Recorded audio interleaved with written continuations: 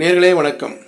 பூரட்டாதி 4ஆம் பாதம், உத்திரட்டாதி, ரேவதி ஆகிய நட்சத்திரங்கள் அடங்கிய புத்திரக்காரனை குருவை ஆட்சி வீடாக கொண்ட எனதருமை மீனராசி நேர்களே, இதுவரை உங்கள் ராசிக்கு 3ஆம் இடம் இருந்த குரு பகவான் மே 17ஆம் தேதி முதல் உங்கள் ராசிக்கு 4ஆம் இடம் வருகிறார்.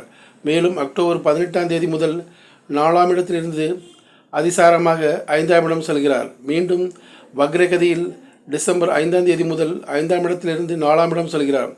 ராகு கேதுக்கள் மே 18ஆம் தேதி முதல் 1 7ஆம் இடங்களிலிருந்து 12 6ஆம் இடங்களில் சஞ்சாரம் செய்கிறார்கள்.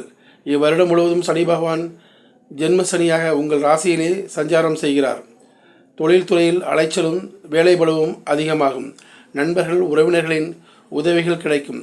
வேலை பளுவின் காரணமாக தூக்கக்குறைவு உண்டாகும். உத்தியோகஸ்தர்களுக்கு பதவி உயர்வு உண்டு. வெளிநாடு செல்லும் யோகம் உண்டு. தொழில்துறையில் எவ்வளவு சம்பாதித்தாலும் அதற்குரிய செலவினங்கள் உண்டு. உங்களுக்கு குருபலம் இல்லாவிட்டாலும் வரனுக்கு குருபலம் இருந்தால் திருமணம் நடக்கும். ஆரோக்கியத்தில் இருந்த குறைபாடுகளுக்கு நல்ல மருத்துவம் கிடைக்கும். மனைவியின் ஆரோக்கியத்தில் சிறு குறைபாடு ஏற்பட்டு பிறகு சரியாகும்.